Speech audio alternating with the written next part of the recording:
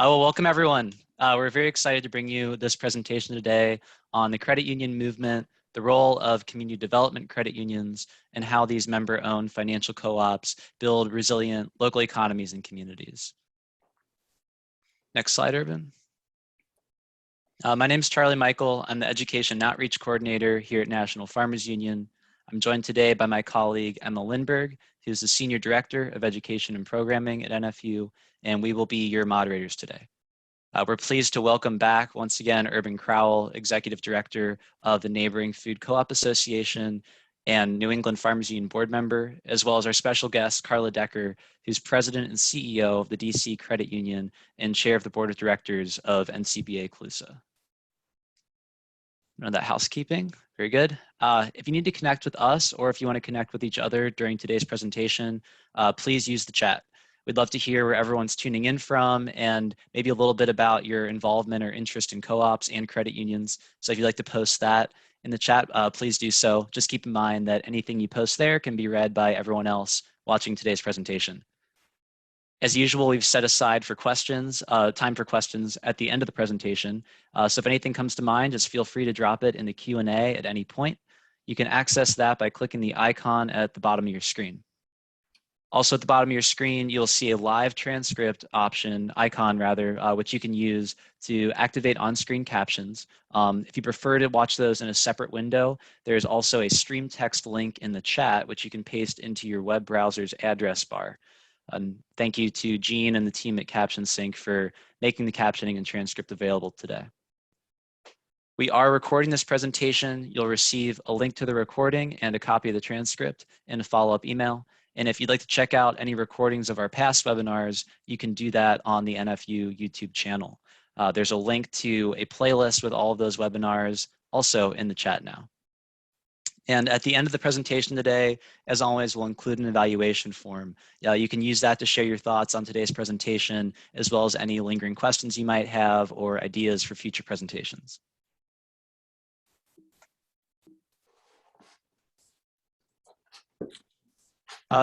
So we're interested in learning more about you, our audience, and your involvement in co-ops and credit unions. I've put together a short 3-question survey, which is really intended to improve our programs and elevate your stories.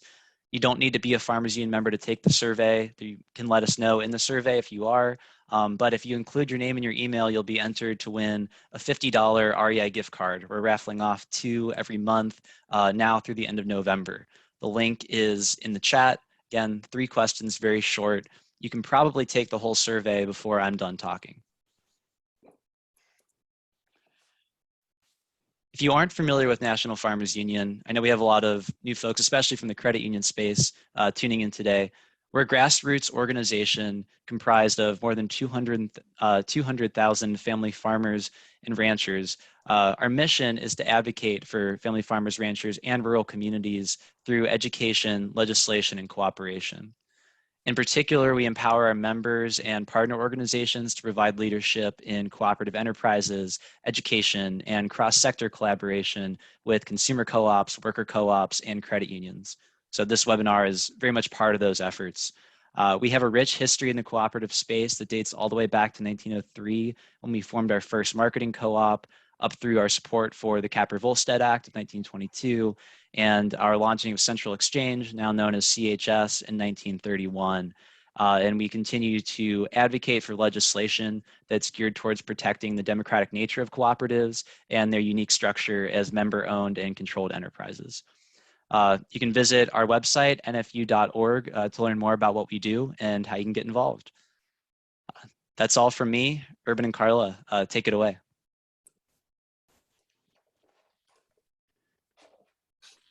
Great, Charlie.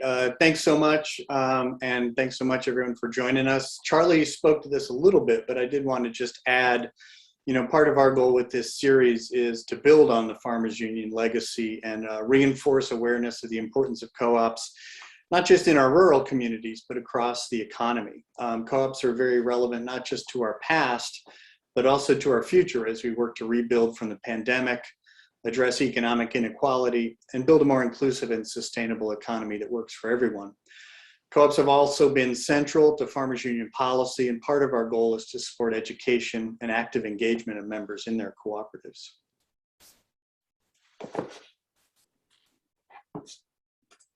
So where we've been so far, this is an ongoing series built off of an introductory undergrad course that I've taught, and sessions in the series to date have included an introduction to the cooperative movement, growing cooperative enterprise, a look back at the experience of the Rochdale pioneers and what they offer to our current context, and a dialogue on how the cooperative principles have evolved and adapted over time.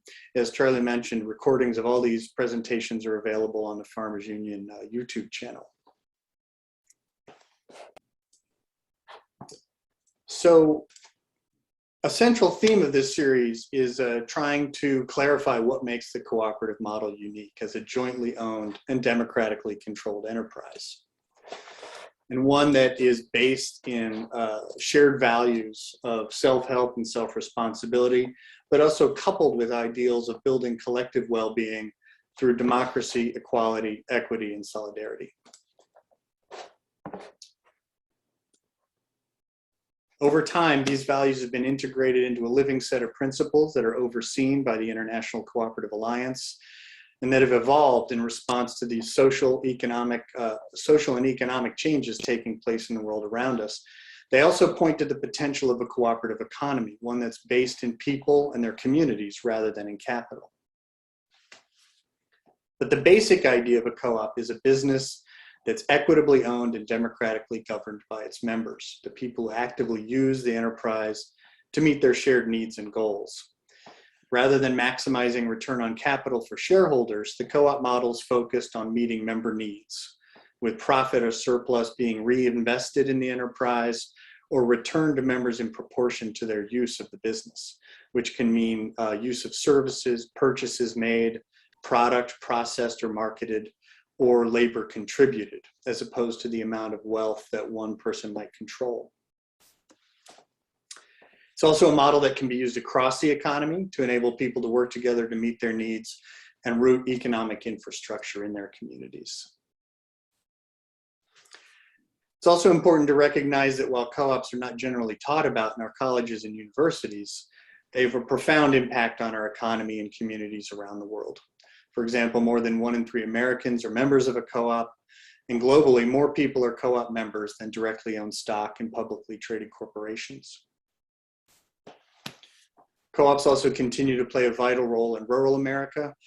For example, they were crucial in connecting communities to electricity and communications in the 1930s and continue to power more than half of the US landmass. Co-ops have also enabled family farmers to compete with much larger corporations and sustain rural communities. But for today's session, I'm particularly excited to have Carla join us and keep me in check and correct me when I say something wrong or clarify something that I've said as we work to tell the story of credit unions and how the movement has grown and developed and how it's relevant today. I've had the pleasure of working with Carla on the board of NCBA CLUSA, where she's the current chair, and her experience at DC Federal Credit Union and with community development credit unions, I think is going to add a lot to this dialogue. So thank you for joining us, Carla. Thank you, Arvin. And certainly thank you to NFU, to my fellow NCBA CLUSA board member, Emma Lindberg, to Charlie for all of the support, and obviously to all of the participants who are interested and intrigued about credit unions and the role that they play within the cooperative movement to build more inclusive economies. So thanks, everyone. I look forward to this session as much as you do. And as we talked about, we're going to try to make some of this conversational. So feel free to jump in where any place you feel like it's appropriate. And we're going to try to do all this, as Charlie said, while preserving a little time for questions and feedback at the end, and some resources on some upcoming Farmers Union events. So what is a credit union? In summary, a credit union is a nonprofit cooperative, whereas members in an agricultural co-op might be producers.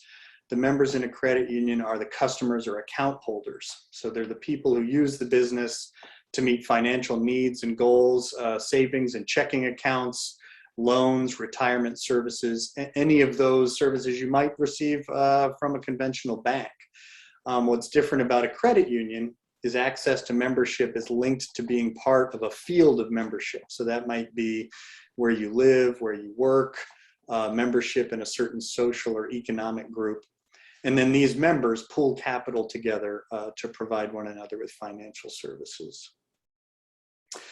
Just looking around the web a little bit, I found this credit union, Farmers Credit Union from Kansas, which was founded in 1953, actually in an old farmers co-op building, which is interesting. It's also interesting because most credit unions are much more professionalized now, that Carla can attest to, but this appears to be a co-op that's still very much largely run by volunteers, which is how most of our our credit unions got started. So how does a credit union work? I'm going to completely oversimplify this. And again, Carla can hold me in check here. But as with other co-ops, members pool their resources. And it's not just financial resources they're pooling. In a sense, they're pooling their economic activity, the things they buy, sell, use for shared benefit. To oversimplify it a little bit, members deposit their money in their co-op in the form of savings and checking accounts. And then other members take out loans to meet their needs, improve homes, buy a car, grow their business, etc. In contrast to most other co-ops, most credit unions don't distribute surplus income directly to members. They more often invest it in growing the credit union, improving services, providing lower costs or higher dividends on savings to members, and of course to provide jobs and support community programs. What did I get wrong there? Nothing. I would only add, just as a reminder, credit unions are regulated financial institutions. And as such, we also have capitalization requirements.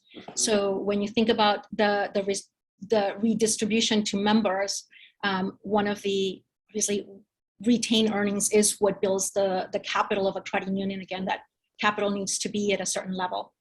And then the only other thing that I would point out is, you have members who are savers and borrowers. And as you can imagine, you typically don't have a saver and a borrower within the same individual. And so you do need a diversity of people, diversity of life stages to ensure that you find that good balance between those savers who are bringing in their capital and investing their capital into the cooperative, and those borrowers who are actually going to be able to use that capital to fund their own dreams or their own economic activity.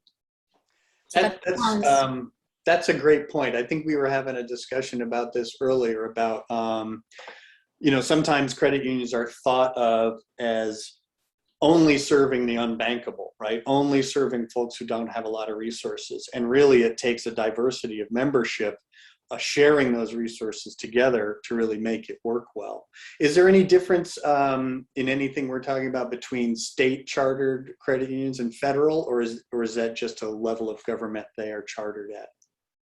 Yeah, it's a level of government at which they are chartered. How the savings are insured can vary in the state charters. So the state charters can either use the federal agency insurer, which is the National Credit Union Administration, to insure members' deposits, or they can go elsewhere to obtain other private insurance for those deposits. Beyond that, there are other benefits that either one of the two charters can allow for credit unions to do specific things, whether it's field of membership or not. But there's a lot of parity between the federal and the state charter. Maybe I'm, again, just oversimplifying this, but good to know that there are two different types of credit unions. Yeah, great. So we also want to talk a little bit about how this is different from a bank. As a co-op, a credit union's primary purpose is to serve the needs of members, the people and businesses in the community, whereas a bank's primary goal is to maximize return on capital for shareholders. Certainly from my point of view, that focus on the needs of members rather than maximizing profit is going to influence the credit union's decisions and behavior in a way that is designed to meet member needs more effectively. But would you add anything to that in that core sort of difference? No, I think that's a great diagram that really does depict the focus. Obviously is so different as it relates to ownership, but also in the decision making and the ability of credit unions to be responsive to member needs, by extension to community needs, in a way that, for instance, a bank model just doesn't allow for. That's an excellent point. It also reminds me, the principle of one member, one vote. So no matter how much capital you have in the credit union, you have one vote. Whereas in a bank, the more capital you're building up, the more influence and control you're having. So it's almost designed to concentrate influence, whereas the credit union is designed to spread influence out among its members. Another thing that we talked about in terms of why people are looking at credit unions in recent years is their resilience and stability. And there were a couple studies that came out during the Great Recession and the economic crisis that followed, showing that credit unions were much more stable than conventional banks and didn't require government bailouts. And I wonder if you want to touch on any of this. We had a little bit of a conversation about why we thought that was. Yes. So to start with, leading up to the recession, credit unions were not engaged in subprime mortgage lending, and obviously those mortgages that were a lot more risky because lenders were not requiring documentation, or lenders were literally providing mortgages that went even above the sale price or the value of a home. 110% loan to value was something that some of these financial institutions were engaged in. Credit unions were not doing that. They were not engaged in subprime mortgage lending. And the reason for that is, again, it goes back to, that difference in ownership and in focus. Obviously, a subprime loan or lending to a borrower who doesn't have the capacity to keep ownership in an asset for a long term is not in the best interest of the member, and by extension, it's not in the best interest of the credit union. And therefore, you also have that difference that becomes very palpable in this particular example. Yeah, great.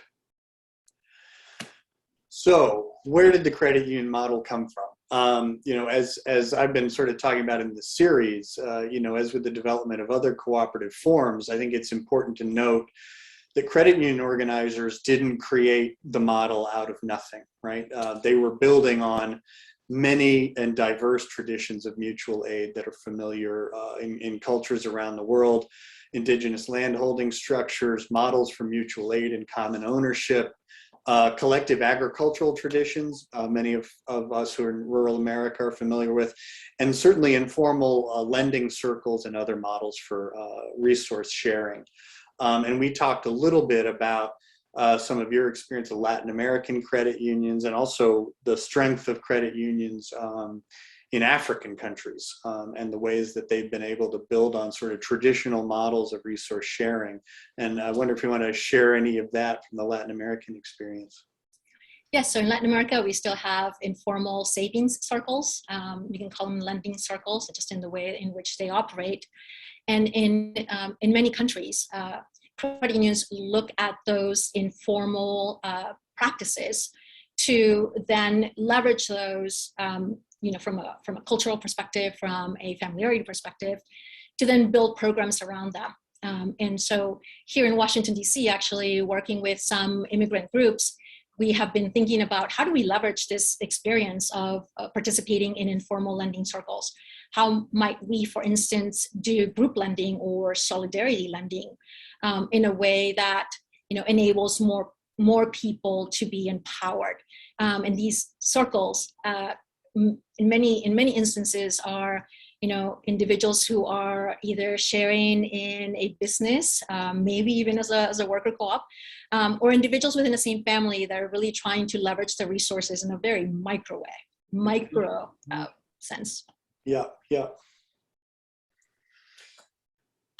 And so as with, again, with other cooperative structures, you know, with the growth of the Industrial Revolution, the rise of capitalism in the 1800s, there were many parallel experiments in formal cooperative enterprise as a tool, as you sort of described, for building on models of mutual aid and community development, to enable communities to be able to, I guess I want to say, defend themselves from the changes going on around them in the economy, but also having more agency in those economies, being able to participate in those economies in a way that they had more control over. And, you know, so much like our own times, there was a dramatic shift of wealth in the 1800s, a concentration of economic and political control, and along with that, job, food, and health insecurity for working people. And then as these impacts of globalization were felt more around the world, they disrupted traditional social structures and models for resource sharing. And the co-op movement likewise became international, with different models and structures being adopted and adapted by local communities through social movements, the exchange of ideas and strategies, and sometimes even government support. And generally, in the case of the credit union movement, German activists are credited with organizing these first formal, successful financial cooperatives. And Franz Schulze-Delitzsch, who was a member of the Prussian National Parliament in the 1800s, was in that role in government, part of an inquiry into the conditions of urban laborers and artisans that were being impacted by the changes that we're talking about. And in that process, he became convinced that access to credit was the central problem. As workers and small business people were unable to access financial services from these growing shareholder-owned banks that were more oriented toward industrialization. And so he'd become familiar with other co-op models, particularly in England, and is credited with organizing a successful cooperative lending system focused on serving urban communities that had limited access to affordable credit. And then around the same time, Friedrich Raiffeisen was experimenting with a similar self-help approach to meet the needs of family farmers in rural communities, also in Germany. And during the 1840s, which became known as the Hungry 40s, there were food shortages, high prices, economic depression, unemployment, and extreme poverty in the countryside. And his first approach was actually charitable models, trying to find ways to provide poor and marginalized folks with food and other resources. But he became convinced that there was a connection between poverty and this dependence. And to address the challenge, he also turned to the cooperative model as a structure focused on self-help, self-governance, and self-responsibility to enable people to achieve independence from charity, government support, and loan sharks. And in 1862, he worked with farmers to establish a cooperative loan society, which led to the development of the Raiffeisen and Volksbanks, which continue to operate in Germany and are actually a large part of the financial sector in Germany. And as with other cooperative models, credit unions expanded quickly and basically followed the impacts of industrialization and capitalism to other parts of the world, and came to North America largely through the influence of Alphonse Desjardins, who was a journalist in Canada and is credited with helping to establish the first credit union or People's Bank in Quebec in 1901, after learning about the debt that working people were experiencing. And this led pretty quickly to the establishment of the first credit union law in North America in 1906. And today, the Desjardins Group is the largest federation of credit unions in North America, with almost 300 credit unions, 7 million members, and over 47,000 employees. So as with many of these sort of experiments, the results of that sort of collective effort to pool financial resources is still with us in many parts of the world. And soon after a personal visit by Desjardins to Manchester, New Hampshire, the first credit union in the United States was established by French-speaking immigrants in 1908. And that credit union is also still in operation. It's called St. Mary's Bank. And this is the original house that the credit union operated out of and is now a museum for the US credit union movement. Many people will also be familiar with Edward Filene. It's very hard to talk about the growth of the credit union movement in the US without talking about Filene, who was a businessman and philanthropist from Salem, Massachusetts. He was also a very progressive employer. He instituted a profit-sharing program for his employees, a minimum wage for women, 40-hour work week, health clinics, paid vacations, and he had even donated about $1 million to the development of a network of retail co-ops in the US. But it was really credit unions that caught his attention after a visit to rural people's banks in India. And then he was instrumental in the passage of the Massachusetts Credit Union Act, which was the blueprint basically for the state statutes, and then the Federal Credit Union Act in 1934. And he essentially funded the Credit Union National Extension Bureau. Is that correct? Is that your understanding? My understanding is he actually financed the whole thing, which sounds crazy to say, but. So he was, somebody in the chat was asking if there's a connection to Filene basement, and yes, we're talking about, talking about the same person. So, you know, obviously somebody who was very wealthy with a lot of resources, and yes, he did allocate resources to credit unions and to organizing. I would be lying to you if I told you, yes, for a fact, he did this. He funded this, but yes, he did fund a lot of the initiatives, and if this is the precursor to CUNA, the trade association, then yes, that was also something that he financed. Yeah, and his impact is still recognized throughout the credit union system, and I believe obviously the Filene Research Institute is named after him, which was formed in 1989 for credit union innovation. Now, it's of course very important to recognize the contributions of some of these key leaders, but we could also do multiple presentations on just countless grassroots activists, organizations, and members that have grown the credit union movement and made it such a powerful tool for farmers in rural America. Also working people and labor unions. A number of the credit unions in my area were actually founded by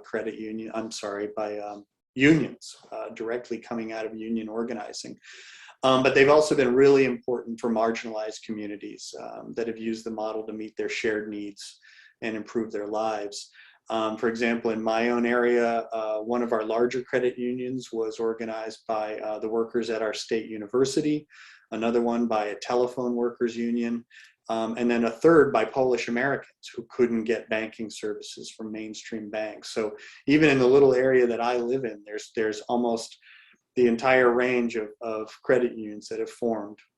And of course, in the US South, credit unions were crucial to economic empowerment among African Americans and remain part of the organizing of the Federation of Southern Cooperatives, and more recently, the African American Credit Union Coalition. So that it's hard to do a presentation like this because there's so much we could be talking about, but at least wanted to touch on some of the many ways that credit unions have been so important to this country. I thought you might want to talk a little bit also about credit unions and Principle 6, the principle of federation and resource sharing, not just within credit unions, but across the system. Yes, and so as we think about credit unions, there is a whole ecosystem around credit unions and different layers of entities that result in how credit unions cooperate with one another. And so this diagram here is called the credit union onion among some development educator folks within the credit union system. And what it tries to depict is really just the various layers, associational layers, partnership layers that form just this credit union framework. Everyone from the member, the association of members, or the cooperation of members to form a credit union, and so forth, all the way up to forming the global apex association for credit unions, which is the World Council of Credit Unions. And what's interesting in terms of this Principle 6 and how it operates in credit unions is that, you have with this visual a representation of the fact that at the end of the day, the members at the heart of the business, the focus, the ownership, but it's also at the heart of the governance. So no matter how far out you go within this credit union ecosystem, the member actually has an opportunity in a role in leading and controlling that organization, so that a member of a credit union obviously can serve on the board, for instance, of the World Council of Credit Unions. Likewise, you can think about just from a financial perspective, from the member all the way to the outer layer, you have an investment that is taking place in order to get those resources in place and make sure that those resources exist. At the same time, each one of those layers produces a return, and that return ultimately reaches down to the member again, whether it is by the service that that entity or that stakeholder is providing, or because of literally a dividend return.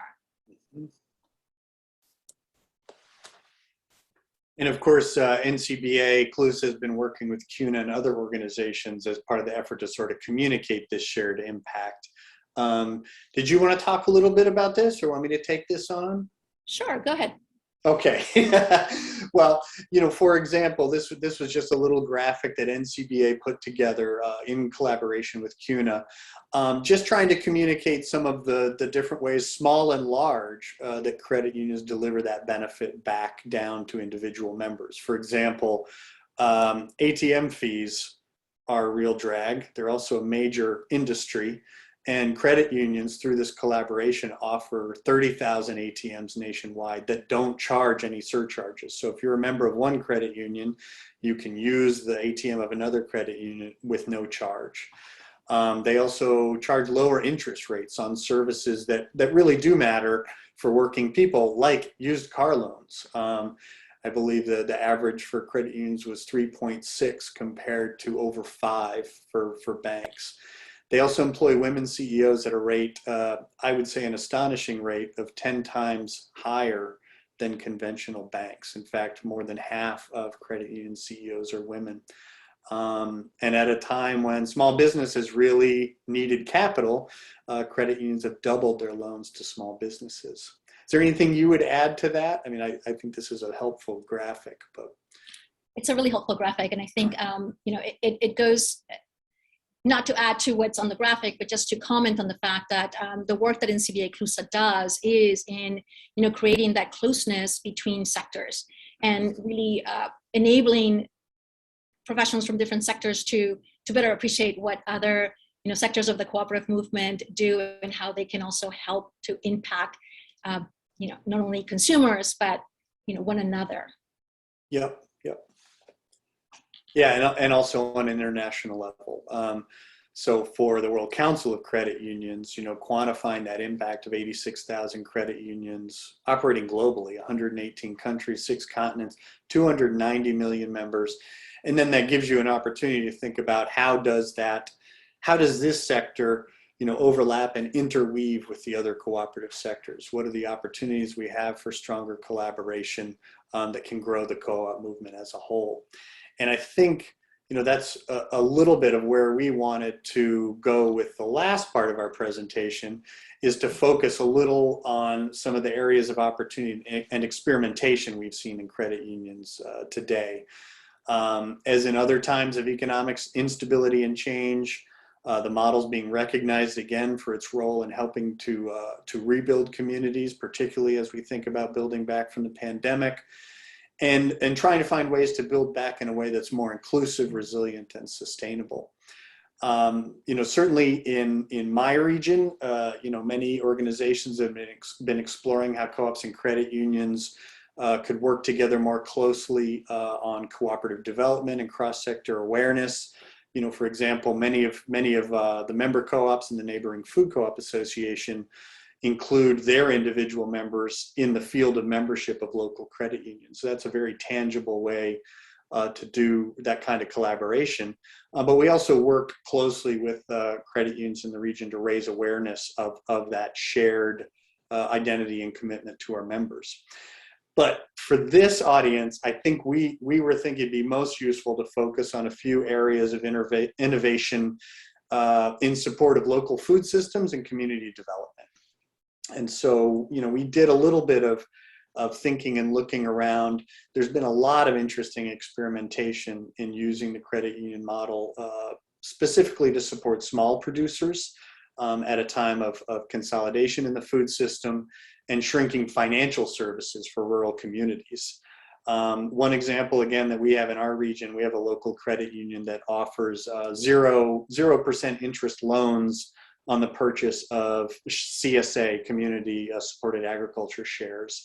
Now that's a small example, but it's one of those ways that credit unions are trying to innovate and support their local communities more strongly. Another interesting model is this Maine Harvest Federal Credit Union, which is a fairly new credit union and is focused on providing financing for small farmers and producers in Maine. And this effort grew out of two initiatives starting at around 2011 that were focused on the financing challenges faced by producers across the Northeast, but they began to focus on opportunities in Maine, where there are about 7,600 farms that produce $3.8 billion in sales annually and employ about 24,000 individuals statewide. So a pretty important sector for the state of Maine. The other thing that's interesting is the agricultural sector is one of the largest ones that's bringing younger people into the state. So in contrast to many parts of our country, 40% of the farmers in Maine are age 34 or younger. So these organizers started doing outreach both to producers and people in organizations with resources to test their interest in this effort. And they found a very high level of need in areas of land and equipment financing, as well as quite a few people and organizations interested in providing those financial resources. There's also a lot of interest from state government, nonprofits, the existing credit unions in the state, including the Maine Credit Union League. I think that's another interesting example of the manner in which co-ops help each other. These other credit unions did not automatically assume this effort was competition, but an opportunity for collaboration.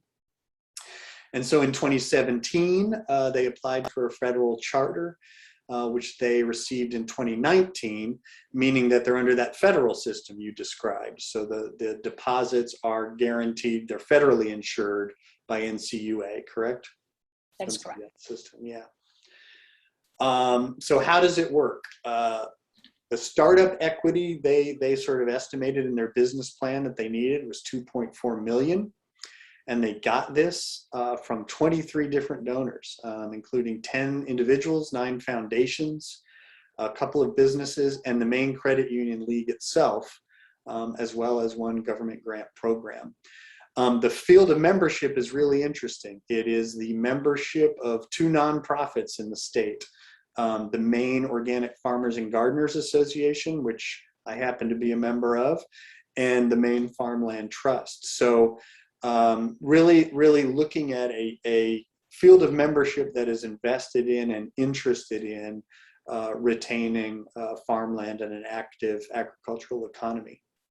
So these members provide capital, or as you were describing, one set of members probably is providing the bulk of the capital through savings accounts and CDs. And then another set of the membership is using those resources for loans. They're mostly small farmers, small producers. And in this case, the credit union is that simple. That's all the service they provide. They're not doing retirement services. They're not doing checking accounts. It's just savings and then loans that go back out. One interesting example of the impact for, I would say particularly for starting farmers, is this conservation grant program, which reimburses borrowers for closing costs on the purchase or refinancing of farmland up to $3,500 per loan, which is pretty substantial. And their goal by 2025 is to make $12 million in loans into the Maine agricultural system. So that was an example of some of the innovation we wanted to share in food systems. And then I wanted to give Carla an opportunity to talk a little bit about community development credit unions and also what that looks like in her own credit union, the DC Credit Union. Yeah, thanks, Urban.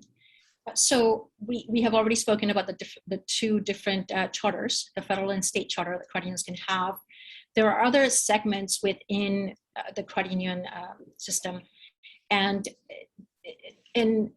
if you think about the conversation about the pioneers and the organizers of credit unions in the earlier days, it typically did relate to either unions or people who were organizing around employers or a particular type of local industry, if you will.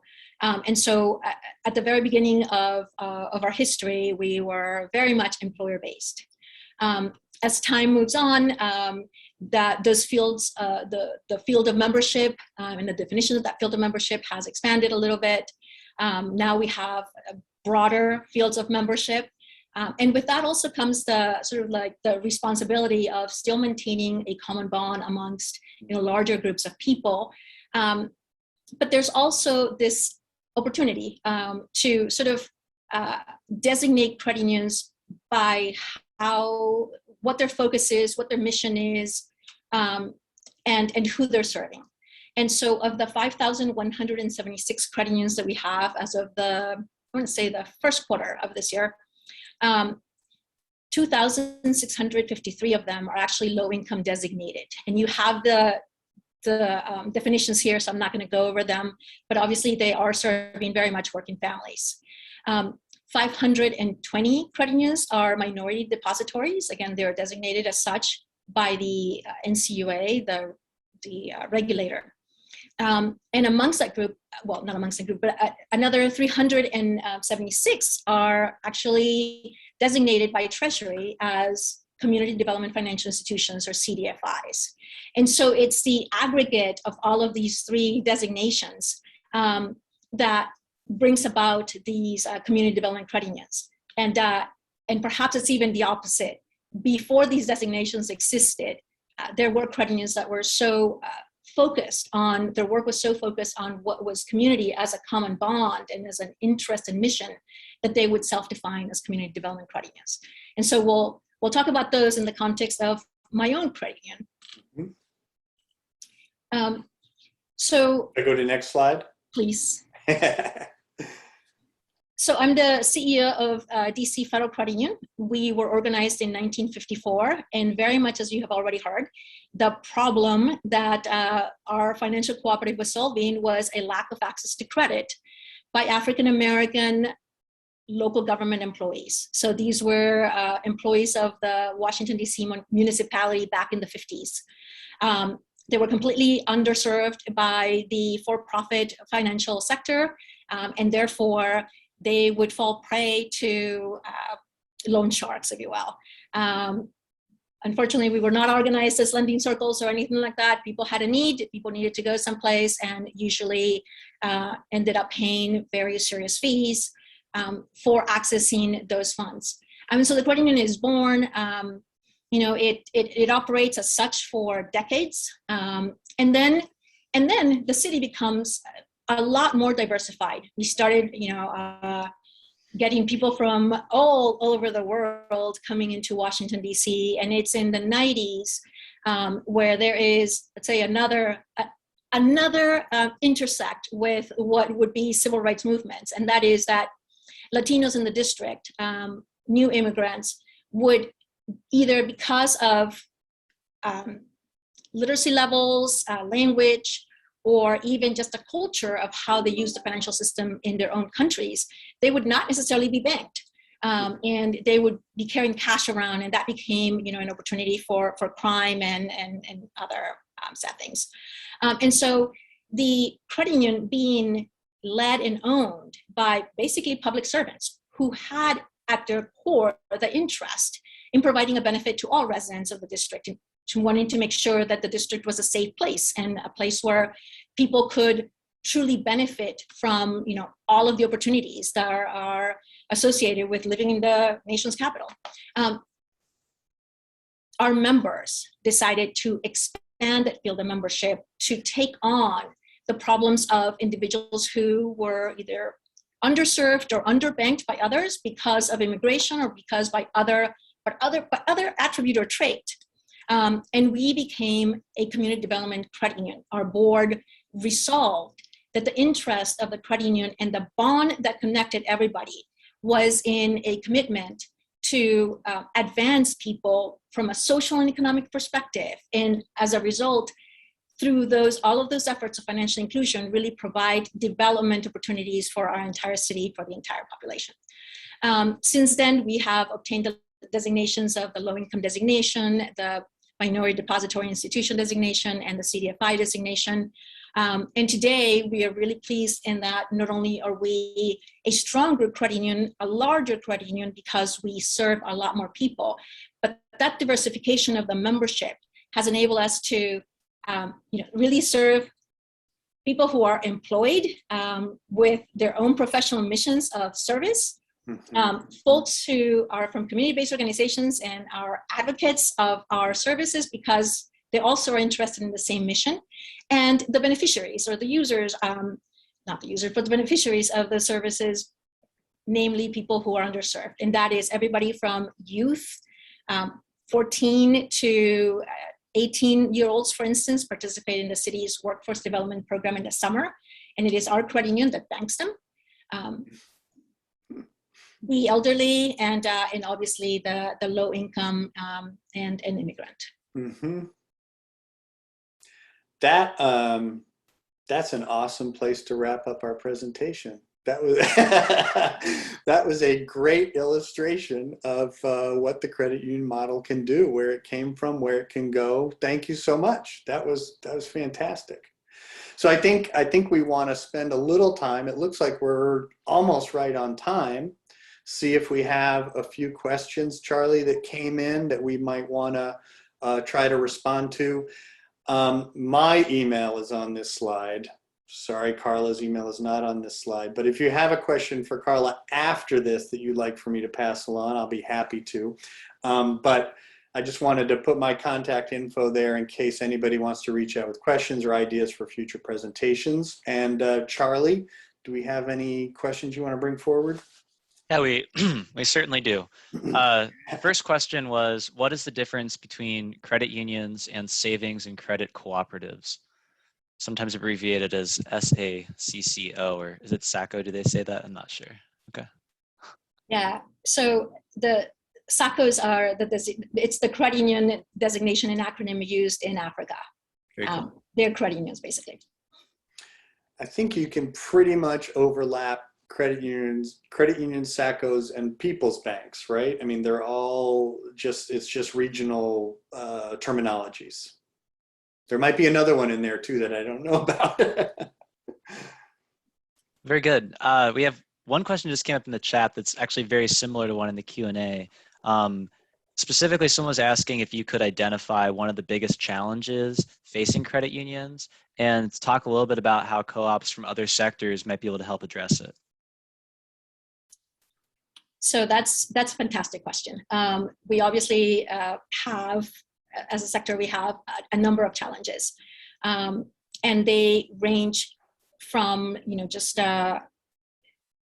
from the fact that we are regulated financial institutions does mean that we need to have a certain scale in order to be able to be effective at not only delivering services that are truly needed by our members, but at the same time also comply with all of the requirements of being a regulated financial institution. And so there are challenges in that there is a tremendous amount of consolidation in our credit union system, and the question becomes then, how representative can very large credit unions be to the needs or the gaps that exist in smaller local groups of people, whether that's communities or other groupings of folks. So that's a challenge. And I think that if I think about the broader cooperative community and how we can help each other, it goes back to P6, right? and that onion, it's like if we think about what that onion looks like for the entire cooperative movement in the United States, then we would be using each other's products and services. Then, credit unions wouldn't just remain, we wouldn't have the credit unions that remain so tiny. But if we had diversification of the membership and participation by everybody who can participate in those credit unions, then you would have stronger financial institutions. So if you, if you or your entity, your organization is currently banking at a place that is not a credit union, I would suggest look at a credit union and see if that's an opportunity for you to exercise some of your cooperative values. Yeah. If I could just add quickly, I think it's in the areas of cooperative identity and sort of reinforcing what makes us different. In my own experience, I had a credit union I was a member of demutualize, essentially convert to a bank. And it was really astonishing to me how little either the management or members had any understanding or communication about what a credit union was and why it was different from a bank.